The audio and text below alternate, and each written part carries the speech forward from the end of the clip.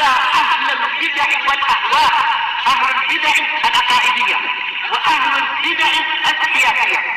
أنا أقول بيننا وبينكم السلف، بيننا وبينكم الكتب، كان فيقول البدع بيننا وبينكم. Bismillahirrahmanirrahim. Alhamdulillahi hamdan katsiran tayyiban mubarakan fih, kama yuhibbu rabbuna wa yarallah. Asyhadu an la ilaha illallah wahdahu la syarika lah, wa asyhadu anna Muhammadan abduhu wa rasuluh. Sallallahu alaihi wa ala alihi wa ashabihi wa man tabi'ahum bi ihsanin ila yaumiddin. Amma ba'd. Ikhwanil kiram rahimani wa rahimakumullah. Pertemuan terakhir kita berhenti pada perkataan Ibnul Qayyim rahimahullahu taala yang dikutip di sini dari Ighatsatul Lahfan berhubungan dengan tala'ubus syaitan, permainan syaitan, tipu muslihat yang dia munculkan untuk menyimpangkan hamba-hamba Allah Subhanahu wa taala dari fitrah menuju kepada kesyirikan dan peribadatan kepada berhala. Kita ulangi karena kemarin sempat terhenti di pertengahan. Qala Ibnul Qayyim rahimahullahu taala,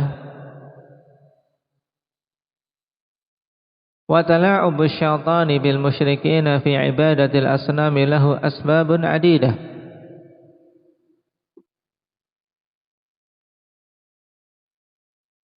Permainan syaitan terhadap orang-orang musyrikin, tipu muslihat,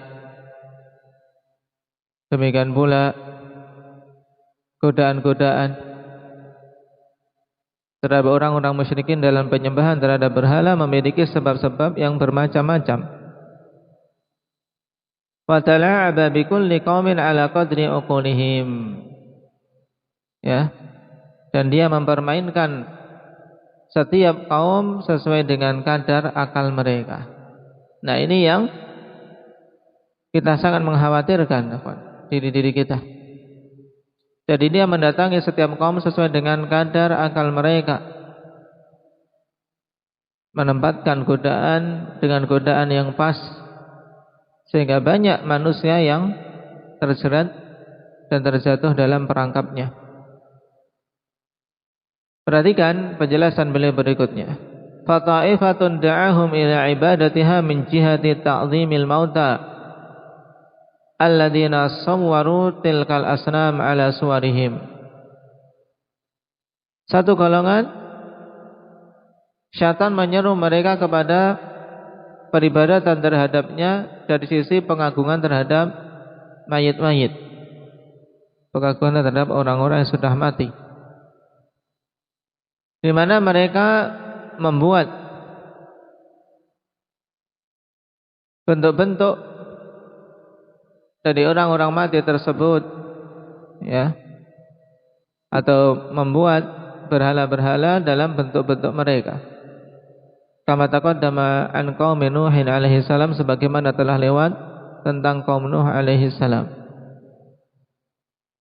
Walihada la'ana an-nabiy sallallahu alaihi wasallam al-muttakhidina 'ala al-quburi al-masajid was-suruj wa nahaa 'anis salati ila al-qubur wa sa'ala rabbahu subhanahu alla yaj'ala qabrahu wathanan yu'bad. Alla yaj'ala qabrahu wathanan yu'bad.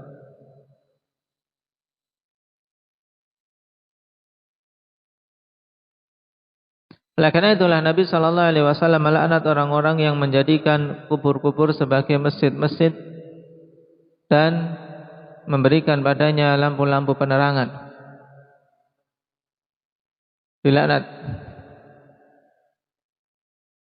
Demikian pula Nabi sallallahu alaihi wasallam melarang salat mengarah ke kubur. Dalam artian salat menghadap kubur. kecuali satu salat saja, yaitu salat jenazah diperbolehkan padanya karena memang tujuannya adalah mensolati jenazah walaupun sudah dikubur. Sebagaimana kisah meninggalnya wanita hitam yang biasa menyapu masjid Nabi sallallahu alaihi wasallam. Ketika meninggal di malam hari, para sahabat sungkan untuk mengganggu Nabi sallallahu alaihi wasallam, memberitahukan tentang meninggalnya wanita salihah tersebut. Dan di pagi harinya Rasulullah sallallahu alaihi wasallam diberitahu dan menyayangkan kenapa beliau sallallahu alaihi wasallam tidak diberitahu. Padahal wanita yang seperti itu pantas untuk mendapatkan penghormatan dan doa dari Nabi sallallahu alaihi wasallam. Maka Nabi katakan, "Dulluni ala qabriha." Beritahu aku tentang kuburnya, ya. Minta diantarkan, kemudian beliau pun salat di kubur wanita tersebut, ya, salat jenazah.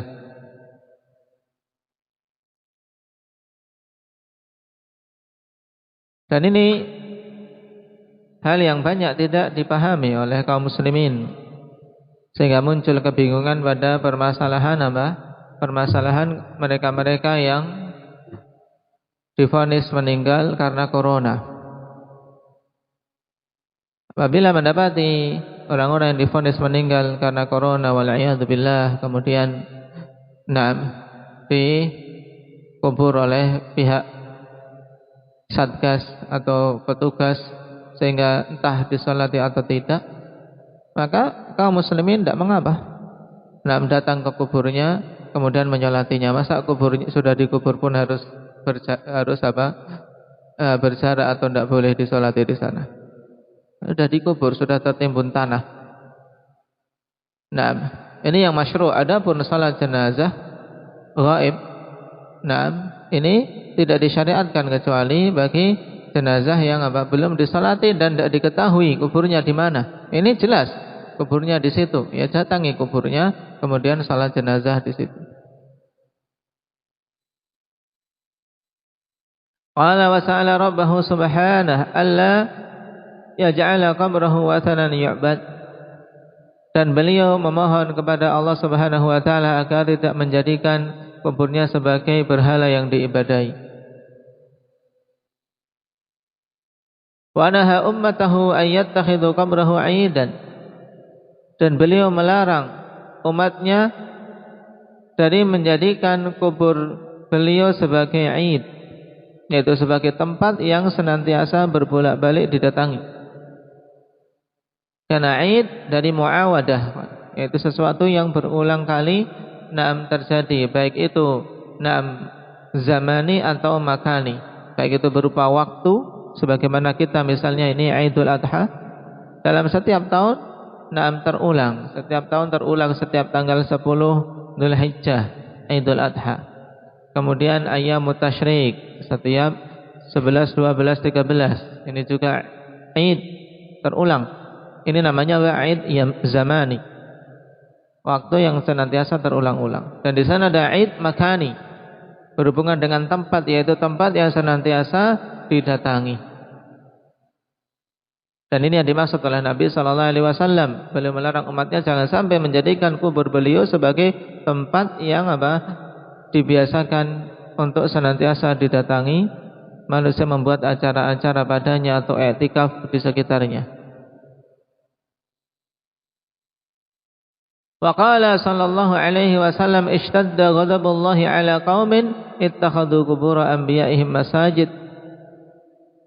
Dan sangat besar kemarahan Allah beliau mengatakan, sungguh sangat besar kemurkaan Allah Subhanahu wa taala kepada kaum yang mereka menjadikan kubur-kubur para anbiya mereka sebagai masjid-masjid.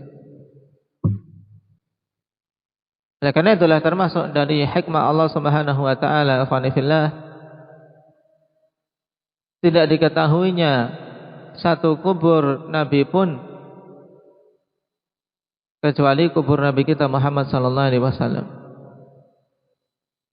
Jadi tidak ada dari kubur nabi-nabi sebelum beliau yang diketahui secara pasti dan dengan dalil serta riwayat yang sahih.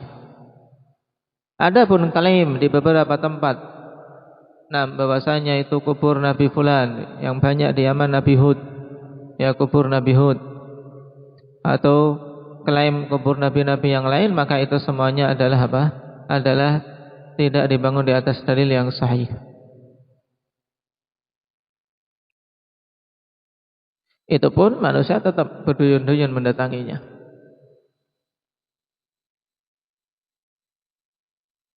Wa amara bi tasmiyatil kubur wa tamsit tamathil, dan beliau memerintahkan untuk tasmiyatil kubur, yaitu menyamakan kubur dengan kubur-kubur yang lain, dan menghapus tamathil, menghapus apa? Lukisan-lukisan, kalau itu berupa gambar 2 dimensi, atau untuk menghancurkan patung-patung kalau itu bentuknya 3 dimensi.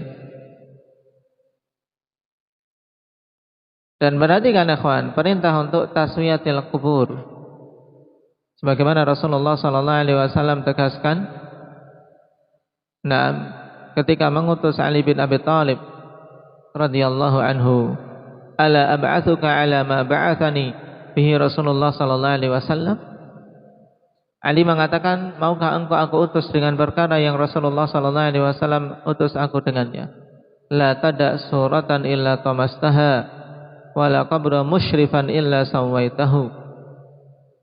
Ini perintah Nabi SAW kepada Ali, yang kemudian diteruskan oleh Ali kepada yang lainnya, dan juga sampai kepada kita, yaitu jangan engkau biarkan satu gambar pun kecuali engkau hapus, yaitu gambar makhluk yang bernyawa.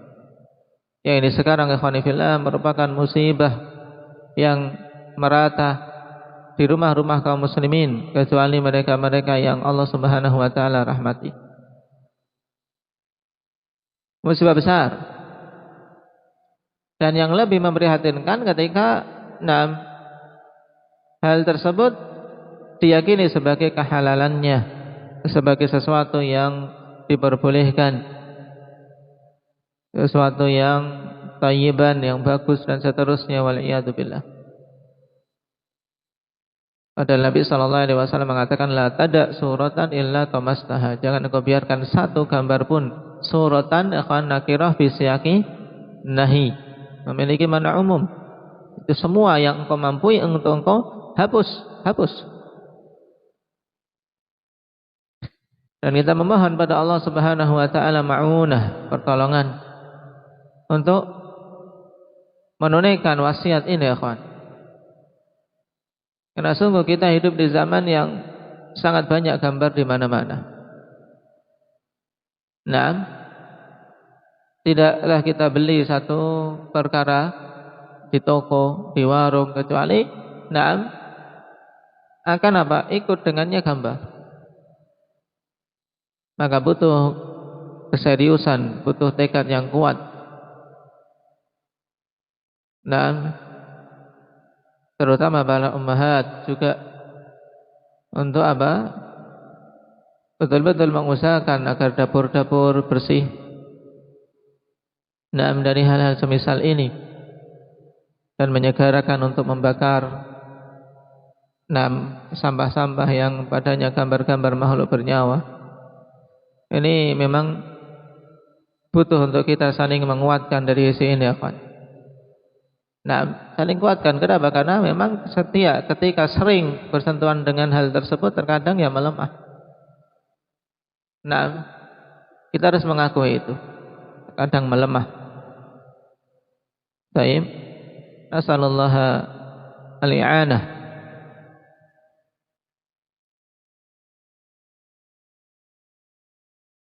Kemudian perkara kedua yang ini menjadi inti, yaitu apa? Wala qabra musyrifan illa sawaitah.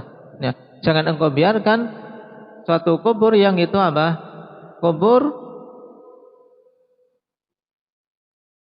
ditinggikan. Kemudian apa? Yang nampak kubur itu berbeda dari kubur-kubur yang lain, kecuali sawaitah, engkau samakan. Jadi maksud taswiyatul kubur bukan kemudian diratakan, yaitu rata dengan tanah, tidak. Karena termasuk sunnah adalah membedakan antara tanah biasa dengan pekuburan. makanya ditinggikan. Sehingga makna tasmiyatul kubur yang di sini yang dimaksud adalah menyamakan, meratakan kubur itu dengan kubur-kubur yang lain. Kenapa? Karena dalam konteks hadis, ya, la tada suratan illa tamastaha wala qabra musyrifan illa sawaita. Kubur yang nampak menonjol dari yang lain, berbeda, itu diberi nisankah atau ditinggikan dengan ketinggian yang berbeda dengan kubur-kubur lain, atau ada tanda-tanda yang apa? Yang tidak syar'i padanya. Nah, dibikin kubah dan seterusnya, maka apa? Samakan dengan kubur-kubur yang syar'i. Ini maksudnya.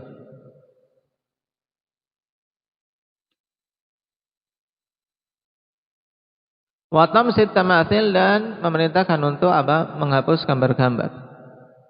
Ini jelas dalam perintah di hadis Ali bin Abi Thalib tadi yang pertama.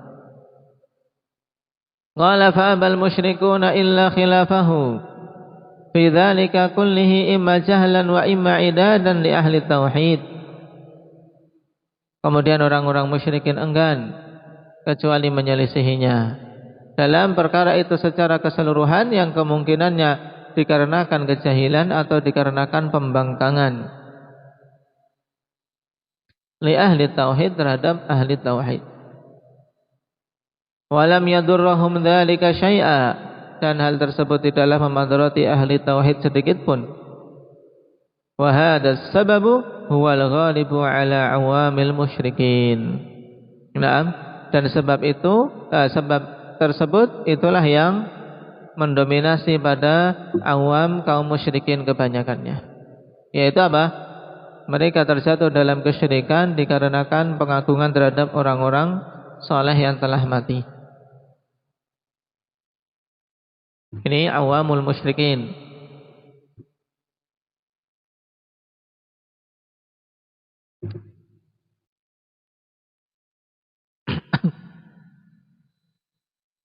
Wa amma khawasuhum fa innahum ittakhadhuha biz'amihim ala suwaril kawakibil mu'aththirah fil 'alam 'indahum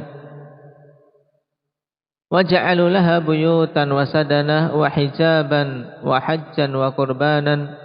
Walam yazal hadza fid dunya qadiman wa haditha.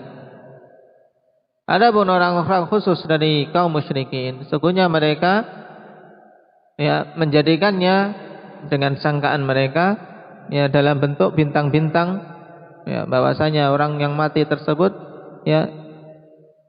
berubah ke langit menjadi bintang-bintang dan seterusnya. Bintang-bintang yang bisa memberikan dampak di alam ini di sisi orang-orang musyrikin tentunya. Dan mereka menjadikan untuknya rumah-rumah, kemudian penjaga, kemudian diberi tirai-tirai dan juga berhaji padanya, diserahkan persembahan padanya, dan terus menerus ini ada di dunia semenjak dahulu maupun sekarang. Wa aslu hadzal madhhabi min musyrikis sabi'ah wahum qaumu Ibrahim alaihi salam alladzina nadharahum fi butlani syirki wa kasara hujjatahum bi ilmihi. Dan asal dari mazhab ini dari orang-orang musyrik sabi'ah, mereka itu adalah kaum Nabi Ibrahim alaihi salam. Kaum Nabi Ibrahim alaihi salam alladzina nadharahum fi butlani syirki, yang Nabi Ibrahim alaihi salam mendebat mereka tentang kebatilan syirik. Wa kasara hujjatahum bi ilmihi wa alihatahum bi yadihi, yang Nabi sallallahu alaihi wasallam Nabi Ibrahim menghancurkan hujah mereka dengan ilmu beliau dan menghancurkan berhala-berhala mereka dengan tangan beliau. Dan ini sekuat-kuat ingkarul munkar, terkumpul pada Nabi Ibrahim pengingkaran yang paling puncak, di mana mengingkari kesyirikan dengan hujah juga dengan tangan. Fatalabu tahriqah, kemudian mereka meminta untuk membakar beliau sallallahu alaihi wasallam. Tapi semua itu tidak memberikan dampak kepada Nabi Ibrahim tatkala Allah Subhanahu wa taala sebagai pembelanya. Api yang menyala-nyala tersebut malah menjadi bardan wa salaman ala Ibrahim, menjadi dingin dan keselamatan bagi Ibrahim. Ini juga ikhwan penting untuk kita ambil pelajaran. Api tetap api ikhwan, tapi Allah Subhanahu wa taala hilangkan dampaknya untuk Nabi Ibrahim. Walaupun manusia melihat secara langsung namanya api ya panas. Tapi ketika Allah Subhanahu wa taala tidak menjadikan panas dari api itu berdampak, berakibat pada Nabi Ibrahim, ya tidak akan memberikan akibat. Tidak akan memberikan akibat sama sekali. Malah menjadi bardan wa salaman ala Ibrahim. Ini harus diyakini oleh setiap ahli tauhid, bahwasanya sekuat apapun sebab, kalau Allah tidak menetapkan itu bisa berakibat, tidak akan berakibat.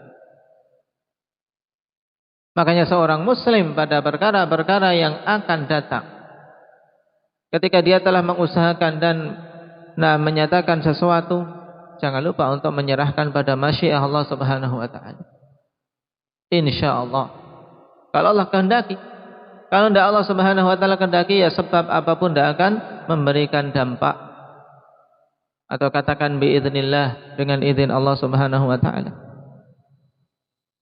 Nah, inilah yang banyak terkikis di hari-hari pandemi seperti yang kita rasakan. Di mana manusia banyak mengandalkan sebab, seakan-akan sebab itu mesti berakibat. Harus diyakini oleh setiap muslim, sebab itu tidak akan memunculkan atau tidak akan berdampak sedikit pun kalau Allah Subhanahu wa taala tidak menetapkan akibatnya.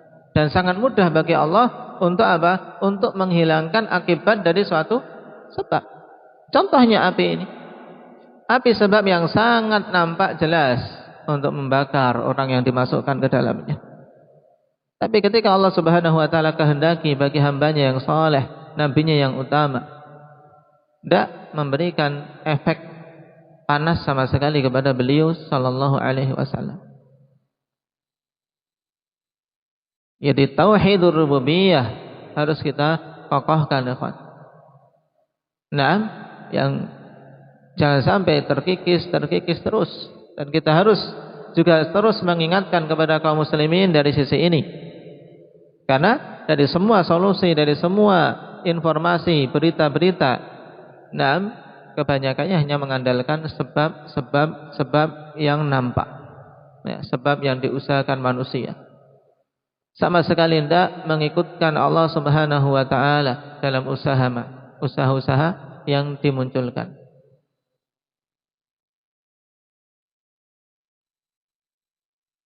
Qala wa huwa madhhabun qadimun fil alam wa ahluhu tawaifu syatta. Dan itu adalah mazhab yang sudah kuno di alam ini dalam masalah kesyirikan, dan penganutnya adalah golongan yang bermacam-macam. Dan kalimat masih panjang berhubungan dengan bagaimana syaitan mempermainkan manusia, mempermainkan orang-orang musyrik. Yang jelas harus kita yakini bahwasanya dia itu memiliki berbagai macam cara datang kepada manusia sesuai dengan kecondongan si manusia itu kepada perkara apa yang mudah digelincirkan. Yang condong kepada syahwat digelincirkan melalui pintu syahwat. Yang condong kepada kekuasaan digelincirkan dari sisi kekuasaan. Yang condong kepada perkara dunia digelincirkan dari sisi duniawi. Yang condong kepada ibadah digelincirkan dari sisi ibadah sehingga ibadahnya tidak benar. Dimunculkan kebid'ahan-kebid'ahan dan seterusnya. Nasallallahu al-afiyah. Karena itulah kalau kita perhatikan bimbingan Nabi SAW dalam banyak hal untuk kita minta perlindungan kepada Allah dari godaan syaitan. Jangan lupa itu. Ta'awud, isti'adzah, minta perlindungan dari syaitan. Nas'alullah azza wa jalla an yu'idhana min syarri syaitani wa syarri kulli dzar. Adapun asal yang kedua insyaallah kita ambil pada pertemuan yang akan datang.